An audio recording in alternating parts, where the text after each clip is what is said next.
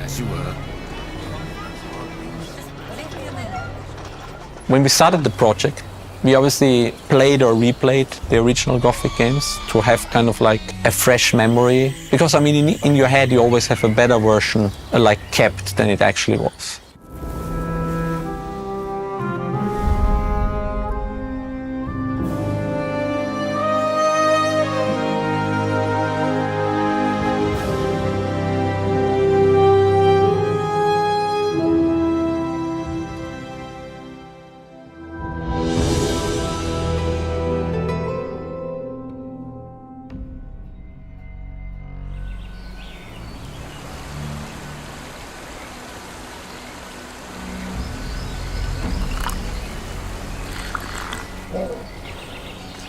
Every team member of the art team got like an art book of Gothic 3, which was the most complete documentation of a type of Gothic game in terms of art. So that was also a good reference point with a lot of the designs and art that we could always go back to. Another thing that I love of the original games in terms of art, it's how easy it was for them to create memorable characters and memorable landmarks. First level that in which we were working back in the days was the ancient monastery.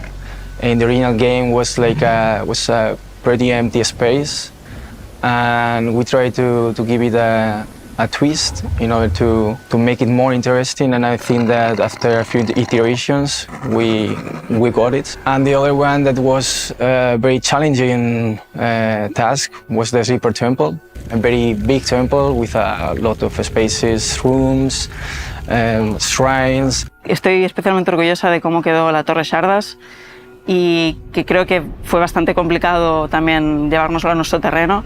Creo que es bastante especial cómo ha quedado y que siempre recordaré pues, todo el proceso que hemos hecho para llegar a unas referencias nuevas, interesantes, a interpretar todo el original, añadir más contenido a todo ese escenario, esa zona, y creo que está muy chulo. I'm sure we'll come up with a very big list of pretty memorable places we want to visit again and we recognize. And the same with characters. I mean, you have Diego, Gorn, Shardas, Raven, Gomez. I mean, there's a very pretty big list of memorable people. Our main inspiration was obviously the visuals of the old one, because there was a lot of fine detail in there, although it was just 512 by 512. Or even lower.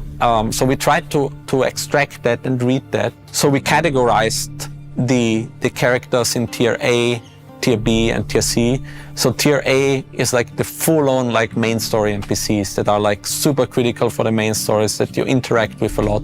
And for us, it was also very important that every phase need to be unique and like also feature a certain level of detail. When you have some original material, I mean, you have like a starting point, but that means that you need to get creative in doing something new and adapting it to something that feels more real. So I'd say like it was really fun having the original and also seeing what the fans had interpreted this character to look like through the years. You know, we looked at a lot of fan art and a lot of cosplays and everything to redesign these characters. When we talked with Alchemia Interactive team, there was a need for around 60 story important characters. Besides that, there was also a need for a couple of hundred unique NPC characters. That was a major challenge to create that number of characters within a time and budget constraints. To address this, we created our own tool called Maestro, which allows us to mix and match faces, armor items, wardrobe items, hairs, textures, anything. I mean, we did all the tier A characters pretty early. The other characters got assembled pretty late in the development, and then we realized, okay, we need certain additional features for making characters more unique. So for example, the characters in the Storm Camp, they all have unique tattoos. We worked with a professional tattoo artist to come up with a clear visual language and also what sort of meaning these tattoos could bring. We really tried to emphasize tiny details. We were getting concept images, 2D concept images from Alchemia Interactive with detailed description of the characters, and from there we created 3D models and rigs for those characters. A big focus of ours was to create those characters to be super optimized. So we ended up creating a system for Unreal Engine that provides twice the FPS than traditional engine evaluation. In short, players will have more FPS. Y luego cuando empezamos con los humanos, las faciales de los humanos sí que los externalizamos en una empresa de outsourcing con G21 y nosotros hacemos como todo el rig corporal y luego agregamos todo el rig facial. Entonces, para combinar y hacer todos los diferentes tipos de personajes, pues utilizamos un programa que se llama Mutable, que está un poco en desarrollo, entonces pues bueno, es un reto de ir aprendiendo y evolucionando con el programa, pero este nos ayuda a poder hacer cualquier cambio de ropa y de cabeza que queramos en tiempo real. I think the most difficult character and the one where we iterated on the most was Diego, because he is also the character you meet at the very first thing, and I think he a very beloved character by the fans. So we did a lot of back and forth and iterations over iterations, and then just by luck we actually were able to come up with the perfect concept art where everybody was like, okay, this is it, let's just try to build it out. And I mean, fortunately enough, our partner studio, Gate 21, did an amazing job of converting that concept into 3D, and that's how you end up with the Diego as he is. Could you improve my armor? For the right price, sure. Armor system we have in Gothic Remake, we are going out from levels of armor like the light, the medium and the heavy, and what we are aiming for is for customization for the player. So the idea is you get the armor for your camp and you can improve it, but not just in a visual way, also giving your different defense for different elements. So for example, you can be a rogue and go to talk with Wolf and ask him to, okay, let's improve this armor or change the visuals to have this kind of scarf or wolf fur. But it's not just also a visual things, also give you more for example, point defense for arrows, or more falling defense for move quickly for the war. In the original, it was like every guild had like 2 or 3 armors that were always the same. And we felt like, you know, you meet a handful of shadows, a handful of guards. It would be kind of cool if every armor has some slight difference in there. So we kind of like added some variation in there. And via that system, we actually were like, well, why not expose it to the player? Bueno, por ejemplo, he trabajado en muchos personajes, los de toda la ropa del Old Camp, por ejemplo, me encargué yo básicamente y creo que al final quedó bastante resultón. Los Shadows, por ejemplo, me gusta muchísimo cómo quedaron, aunque hubo mucha dificultad entre pues, convertir algo tan icónico del original en algo nuevo. I'm Nico, I'm a programmer at Alchemia. And yeah, I'm mostly doing conversation camera stuff. We have a bunch of different presets. Those are basically the shots of the camera. We have different kinds of checks, like we have a big list of all possible presets. So the camera isn't like bugging into a wall or into another character, for example. There are a bunch of different checks. The camera knows, like we make a raycast into the wall. Is there something? There can't be anything in the way. When you think about what could influence the light, of course, like the daytime, like is it night, is it day? Big difference. Are you inside a building? Are you outside? Are you like right next holding a torch in the night, or are you without a torch? Of course, it's like a big difference too. For the more important ones, we don't use any randomness. Everything is fully planned. So the designers can like drag the camera where they want, to the lighting where they want, and like press a button so to export it.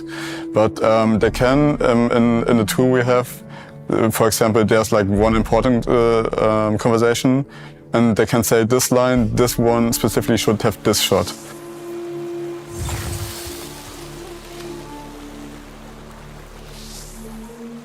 In the Trekcar team, we try to give it more soul to the game. We try to make it more alive, more dynamic. The creatures feel more alive when they interact with the environment. Also, we take care of the climate changes, such as on the swamp camp, there are this fog environment, feeling the environment so reactive towards what is going on. And to see that the creatures actually live in their own and interact with the system. The fans, they only have seen the tip of the iceberg of everything we have ready for them. In other words, the color, the intensity of the sun, the cloud cover, the rain, the chances of a storm breaking out, the varying intensity of a rainfall, the waves growing stronger during storms, lighting striking the sky and illuminating the night, or even the fog lingering after a storm. So many factors affect the lighting and the overall look of the game that controlling them while staying true to our artistic direction, you know, the Baroque, has been a major challenge. El departamento de animación siempre hemos querido mantener la esencia del juego original. Entonces, para nosotros este ha sido realmente un objetivo y hemos tenido que ir con mucho cuidado de hacer animaciones adaptadas a los tiempos de ahora, que son más realistas probablemente, pero manteniendo la esencia del original.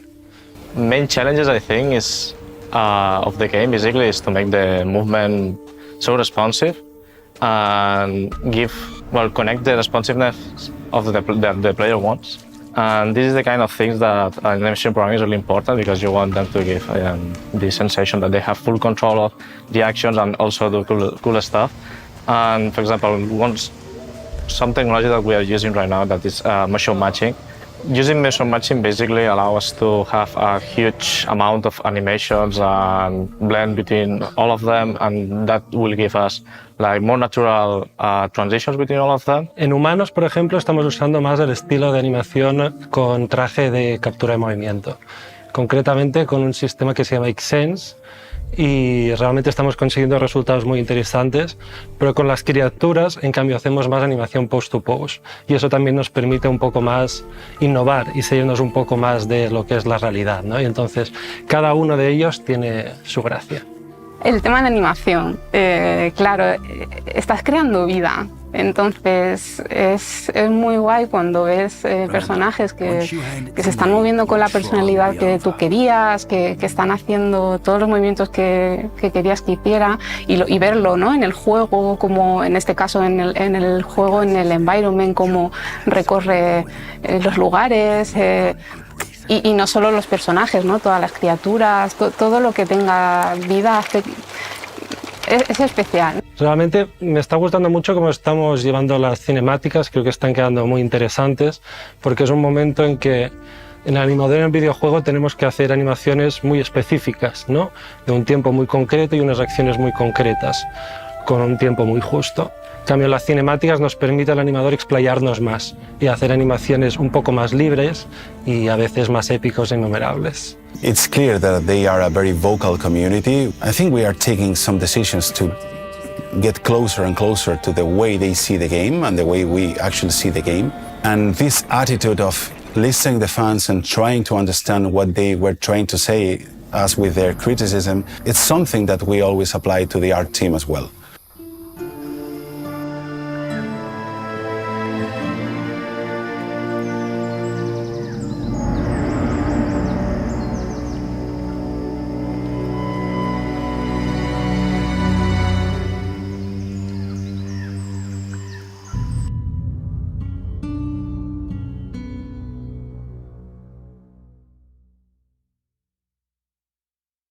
PlayStation